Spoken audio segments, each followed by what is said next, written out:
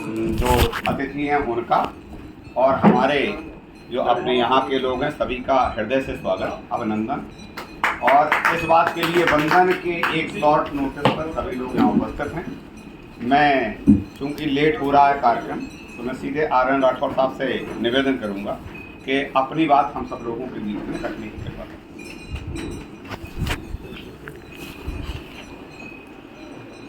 पहले तो चूँकि मैं जिस शहर में जन्मा और जहाँ से चलकर मैं आया हूँ और जहाँ जोड़ने आया हूँ,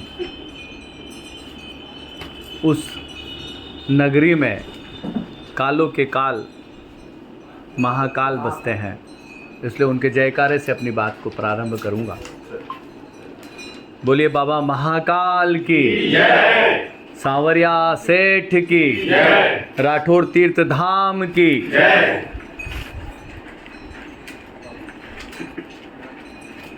मैं सबसे पहले तो आपसे क्षमा प्रार्थी हूँ कि मैंने आपको इंतज़ार करवाया, लेकिन इस इंतज़ार में भी आपका ही प्रेम छुपा हुआ है। राठौर तीर्थ के प्रति मन में जो जिज्ञासा है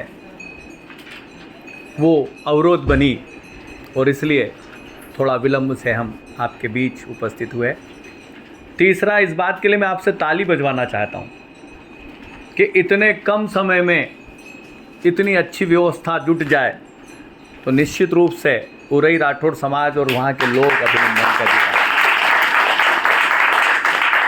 वरना आपने देखा है कि महीनों से लोग प्लान करें और 4 आदमी इकट्ठे हों, ऐसे मनोभाव के लोग भी और ऐसी जगह भी हमने देखी है।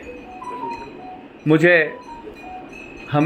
अपने समाज पर गर्व है, गौरव की अनुभूति होती है कि उस समाज में अशोक जी जैसे व्यक्तित्व हैं जो मानव के सृजन के कार्य में लगे हुए हैं। आपके प्रतिष्ठान मानव की बेहतरी के लिए जो काम कर रहे हैं वो ईश्वर की सच्ची प्रार्थना है, ईश्वर की सबसे गहरी प्रार्थना है और मैं उसी को प्रार्थना मानता हूँ। ऐसे अशोक जी जिस भाव से लगे हैं, क्योंकि मैं भी एक पैसे से शिक्षक हूँ और उस भाव को महसूस करता हूँ और उसी भाव से मैं जी रहा हूँ। हमारे बीच में डॉक्टर कमलेश जी हैं, डॉक्टर साहब हैं। मानव सेवा से बड़ी कोई दूसरी मेरी दृष्टि में पूजा नहीं है, मैं उसी को मानता हूँ और उसी को जीने का प्रयास अनुभव के साथ कर रहा हूँ। आप सब में परमात्मा का वास है, नर में नारायण बसते हैं, बचपन से सुना है। हम उसी को जीने का प्रयास श्री राठौर तीर्थ धाम में करेंगे। अगर वास्तव में नर में नारायण है तो आप सब में नारायण है, इसलिए मैं आप सबको प्रणाम करता हूं। पहले तो बहुत बहुत प्रणाम करता हूं। मैं नाम का उल्लेख ना करते हुए नारायण को प्रणाम करते हुए आपकी उपस्थिति का अनुग्रह कर रहा हूं, अभिनंदन कर रहा हूं, मुझे स्वीकार करें। चूँकि समय की मर्यादा है, घड़ी में 10 बजने की ओर अग्रसर है और मुझे भी 25-30 मिनट आपसे संवाद रखना है तो समय लगेगा। मैं इसी बात को और आगे की तरफ ले जाने की तरफ अग्रसर कर रहा हूँ कि नर में नारायण है तो प्रार्थना का जो धाम होना चाहिए वो किस रूप में होना चाहिए? वो नर की सेवा के रूप में होना चाहिए। इसलिए राठौर समाज देश और दुनिया में पहला अनूठा, अद्भुत, अलौकिक एक ऐसा केंद्र बनाने की ओर चिंतनशील है, प्रयत्नशील है, जहां नर में नारायण को मानते हुए 150 बिस्तर का हॉस्पिटल बनाया जा रहा है। और वो हॉस्पिटल अपने आप में सेवा का एक केंद्र बनेगा। वहाँ सेवा प्रार्थना के रूप में, ये हटा दीजिए, पहले ये वाला हटा दीजिए आप यहाँ से, ये भी हटा दीजिए। हमें देखो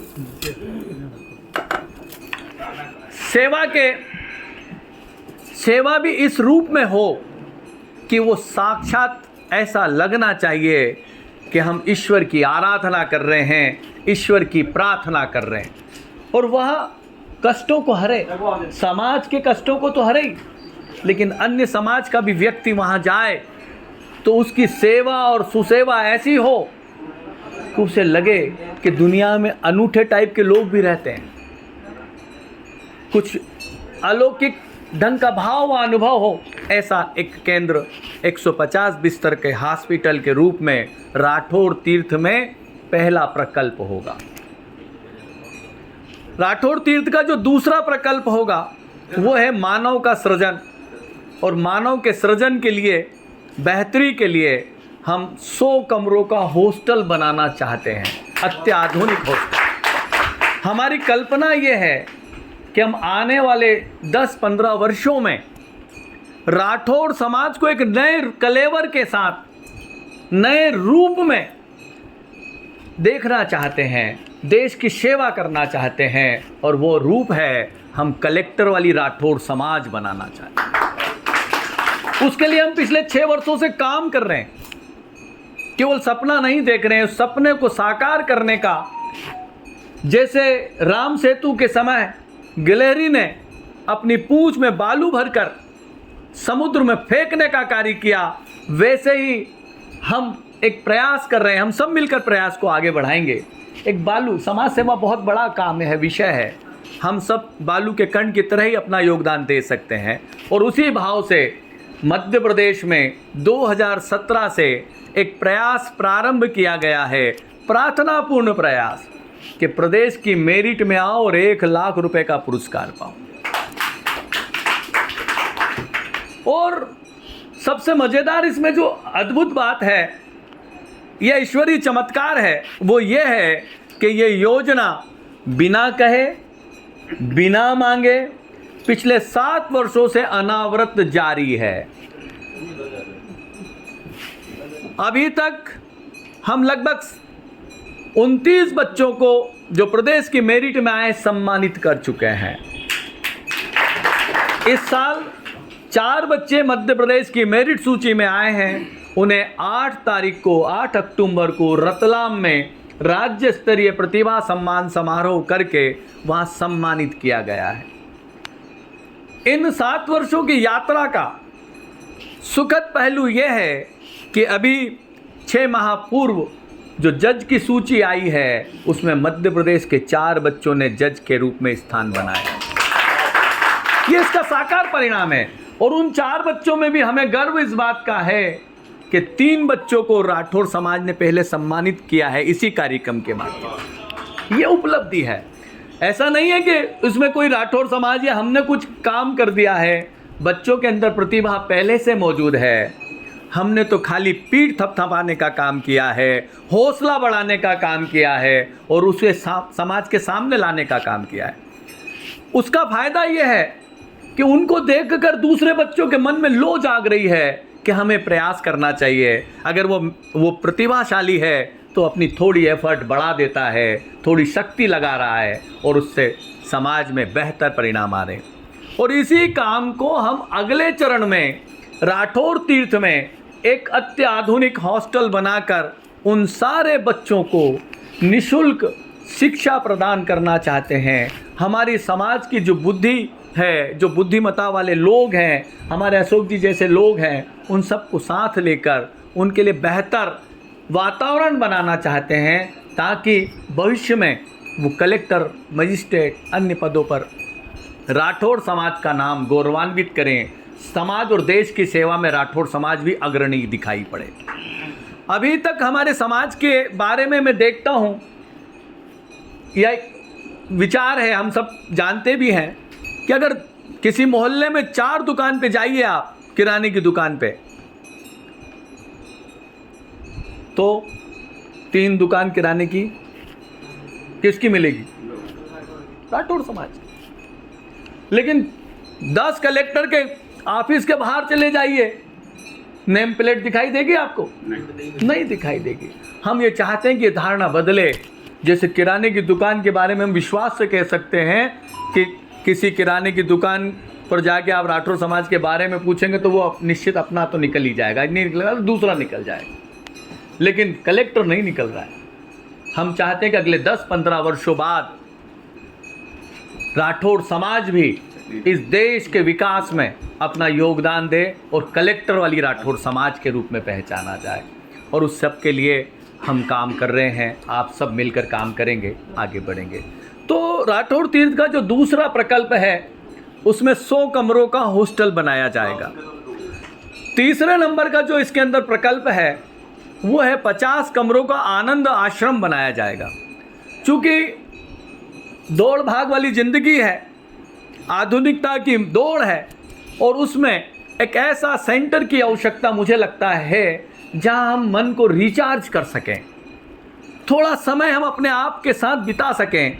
ऐसी एक आध्यात्म की, स्पिरिचुअलिटी की एक ऐसी संस्था खड़ी करें जहां कुछ समय आदमी आए, अध्यात्म के माध्यम से, व्याख्यान के माध्यम से, संगीत के माध्यम से, सेवा के माध्यम से वहाँ आकर अपने मन में जो उपजा हुआ विषाद है उसे वो कहीं तिरोहित कर दे, कहीं विलीन कर दे, कहीं उसे हटने का अवसर मिले, कहीं मन हटाने का या मन को दूसरी जगह लगाने का अवसर मिले। क्योंकि हम जैसे जैसे बुद्धिशाली लोग हुए हैं तो एक बड़ा संकोच खड़ा हो गया है। पहले हम अपने दुखों को बांट लिया करते थे, अब हम बांटते नहीं, उसमें पर्दा रखते हैं। तो हमारे लोगों को यदि जीवन में ज़्यादा खुश देखना है या ज़्यादा खुश रखना है तो उसके लिए हम एक ऐसा रिचार्जिंग स्टेशन बनाना चाहते हैं जहां मन के विषाद को हम तिरोहित करने का, मन के विकारों को हटाने में कहीं सहायक बने, खुशी बढ़ाने में सहायक बने, जीवनचर्या में सहायक बने। ऐसे 50 कमरों का एक आनंद आश्रम इस राठौर तीर्थ में बनेगा। राठौर तीर्थ का जो चौथा पार्ट है, जो चौथा प्रकल्प है, वो है मेरा राठौर तीर्थ। कश्मीर से लेकर कन्याकुमारी तक राठौर समाज है। मेरे विचार से सहमत हैं आप कि नहीं है? लेकिन हम कितने लोगों को पहचानते हैं? बहुत थोड़े से, 150 किलोमीटर के आसपास। वो भी अगर हम में थोड़ी जानने की रुचि है तो हम जानते हैं, बाकी लोगों को हम नहीं पहचानते। लेकिन राठौर समाज तो है। अगर कोई जानना चाहे तो कोई ऐसी जगह है जहां हम पूरे राठौर समाज को जान सके? नहीं है। हमारी कल्पना ये है कि कश्मीर से लेकर कन्याकुमारी तक जो राठौर समाज है उसकी संस्कृति, उसके पुरोधा, उसके व्यक्तित्व, उसके संगीतकार, उसके पद्मश्री, उसके पद्म विभूषण, उसके विधायक, उसके सांसद, उनके स्वतंत्रता संग्राम सेनानी, उनके संत, उन सबको एक छत के नीचे संग्रहित किया जाए और उसे राठौर संग्रहालय का नाम दिया जाए, ताकि आने वाली 500 वर्ष तक आने वाली पीढ़ियों को हम राठौर समाज से परिचित करा सकें कि ये राठौर समाज है क्या, इसकी उपलब्धि क्या है, इसके पूर्वज कौन हैं, किसने क्या क्या कार्य किया है। उन सब के मोम के पुतले लगे हों और उनकी बायोग्राफी, उनका जीवन वृत्त उसके पीछे लिखा हो, ताकि हमारे समाज के जब छोटे छोटे बच्चे उस संग्रहालय में जाएं और वह देखें तो उनके मन में ये गौरव की अनुभूति पैदा हो कि ये हमारा राठौर समाज है, जहाँ इस प्रकार से स्वतंत्रता संग्राम सेनानी हैं, जहाँ पर वीर दुर्गादास राठौर हैं, दूसरे हैं, ये सारे लोग हैं वहाँ। और उनको देखकर उनके मन में वैसा बनने का भाव पैदा होगा। ये आप और हम सब जानते हैं कि कोई व्यक्ति कब किसके जीवन में क्रांतिकारी हो जाए, कैसे उसका जीवन रूपांतरित कर दे, ऐसे व्यक्ति का दर्शन उसके जीवन की सबसे महत्वपूर्ण घटना होती है। हम चाहते हैं कि राठौर समाज की आने वाली पीढ़ियों को हम एक विचार, एक संस्कार, एक संस्कृति देकर जाएं, ताकि हमारी समाज अगले 500 वर्षों तक सतत प्रवाहमान रहे, शीर्षोन्मुख रहे। ये सब प्रयास हम सबको मिलकर करना है। ये इसका चौथा, जिसे मैं तीर्थ मानता हूँ प्रकल्प है। पांचवा प्रकल्प तो देवताओं से जुड़ा हुआ है। हम इसमें एक महामानव मंदिर बनाएंगे।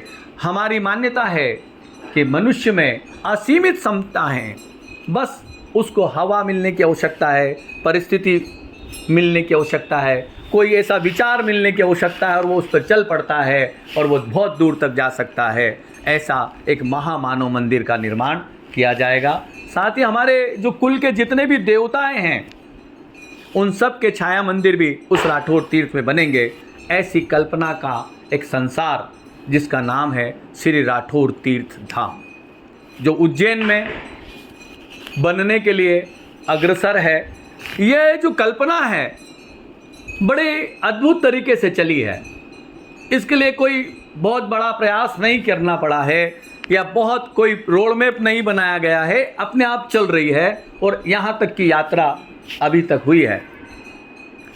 मेरे मन में ये विचार जब आया था कि एक ऐसा तीर्थ बने और उसको मैंने जब फेसबुक पर लिखा तो छतरपुर यहाँ से 200-300 किलोमीटर दूर है, वहाँ के डॉक्टर रमाशंकर राठौड़ हैं।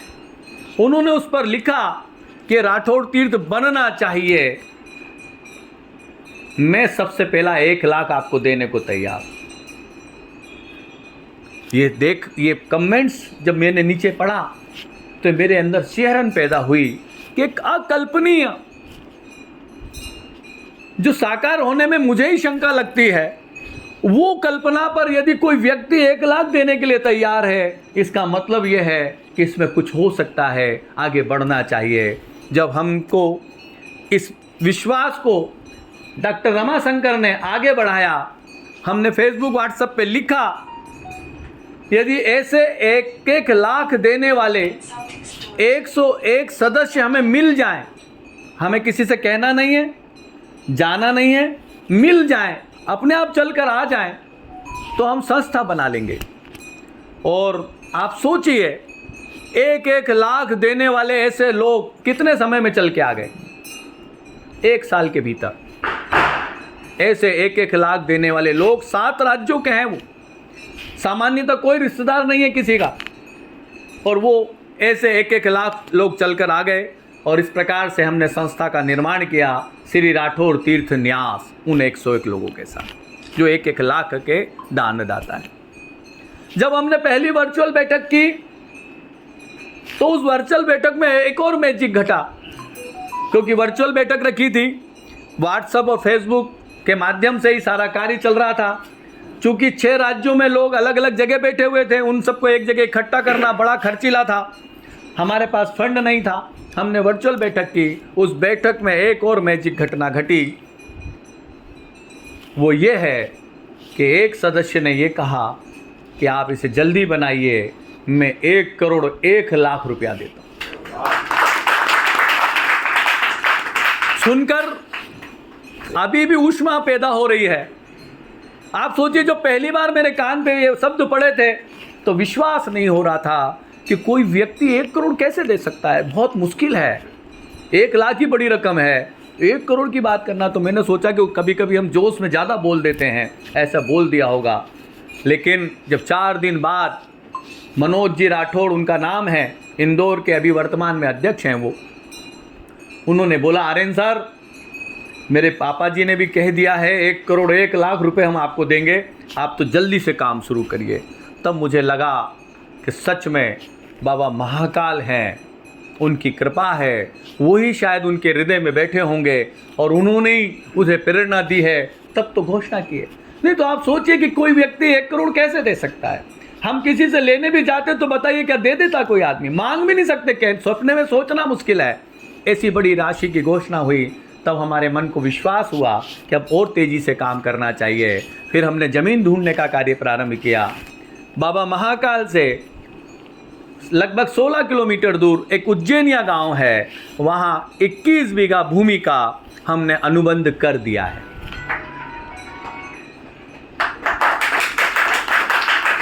16,31,000 रुपये बीघा की ज़मीन है, लगभग 3.5 करोड़ रुपया उस ज़मीन का मूल्य है। और हमने उसकी 25% राशि 85 लाख रुपए भी बयाने में दे दिए। 1 साल का हमने समय लिया है, 4 महीने करीब हमको हो गए हैं। 1-1 लाख देने से 1 करोड़, 1 करोड़ का एक दानदाता 2 करोड़। फिर हमने और आगे काम बनाया, हमने 1,51,000 के जो राठौड़ तीर्थ के भूमि पूजन का कार्य करेंगे ऐसे शिलान्यासी सदस्य की घोषणा की। जब लोगों के आग्रह आए तो वे सदस्य भी 74 अभी तक बन चुके हैं।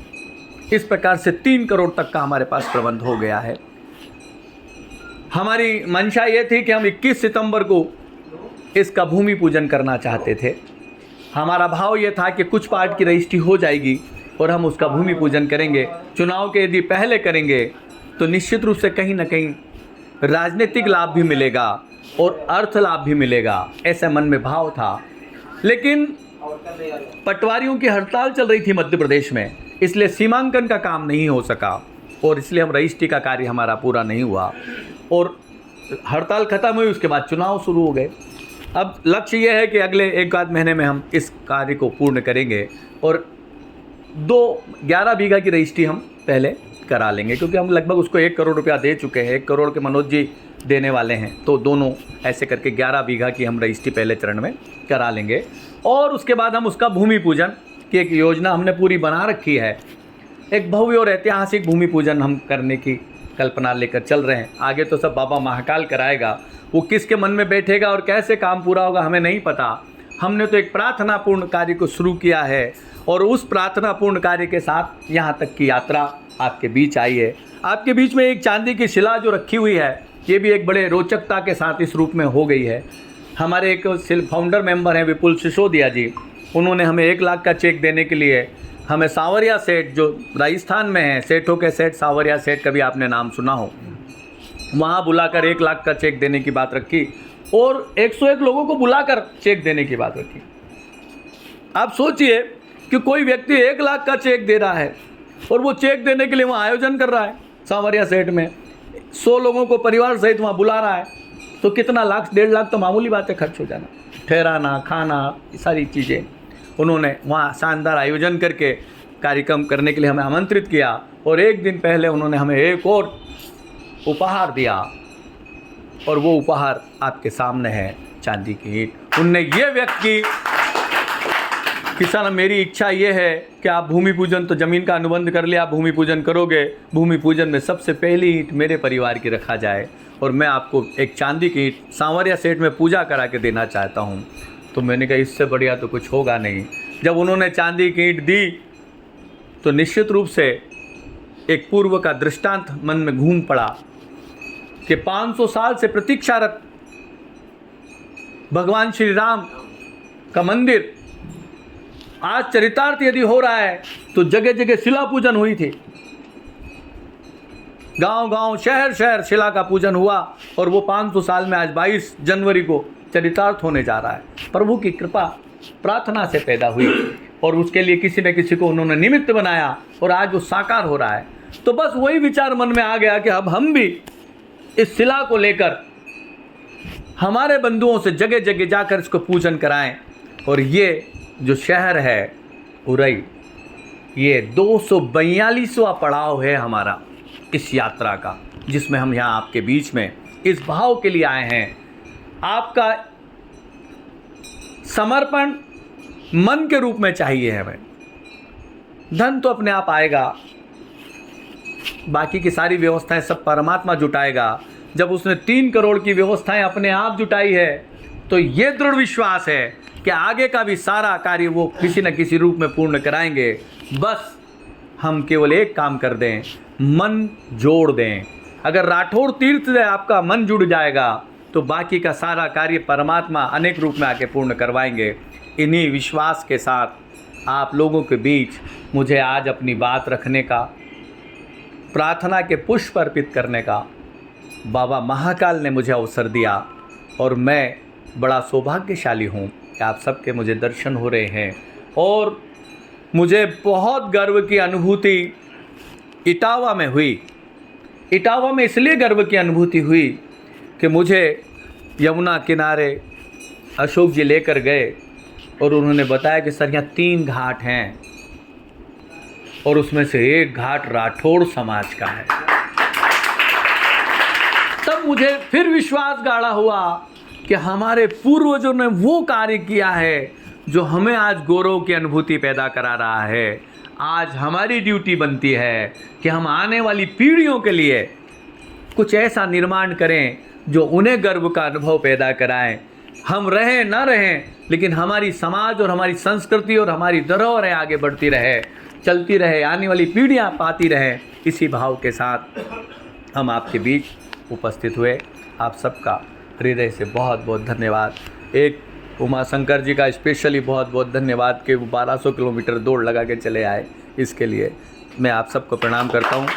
हमारे जो देवेंद्र जी हैं, ये भी हमारे फाउंडर मेंबर हैं और सब अपने आप मैजिक तरीके से जुड़े हैं। अशोक जी राठौड़ हमारे फाउंडर मेंबर हैं। हमारे रतिराम जी राठौड़ फाउंडर मेंबर तो है ही, इन्होंने अपने बेटे को शिलान्यासी सदस्य बनाया।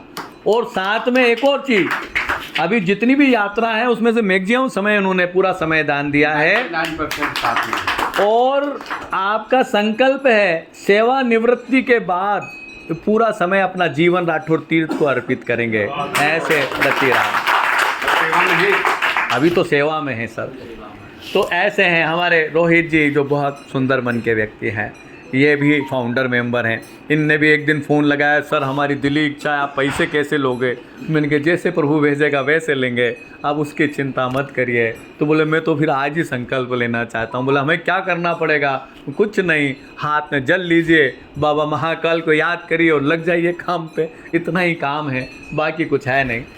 ऐसे सब लोग हैं। मैं सबको प्रणाम करते हुए बहुत बहुत अपनी वाणी को विराम करता हूँ। आप सब ने मुझे बड़े धैर्य से सुना। एक प्रार्थना कि आप सब, मेरे से कुछ लोग पूछते हैं कि सर आप चंदा करने आए हैं क्या? धन तो ज़रूरत लगेगी, लेकिन मुझे मांग कर नहीं चाहिए, मुझे अर्पण चाहिए। यदि अर्पण आएगा तो वो समर्पण कहलाएगा।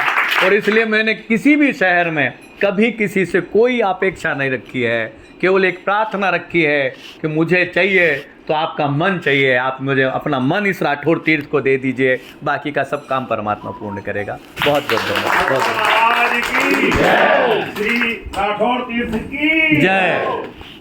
अभी राठौड़ समाज की जय, माननीय आर्य राठौड़ जी जिंदाबाद। अरे नहीं, राठौड़ समाज जिंदाबाद। सारेन राठौड़ तो उसका एक हिस्सा है। दे दो।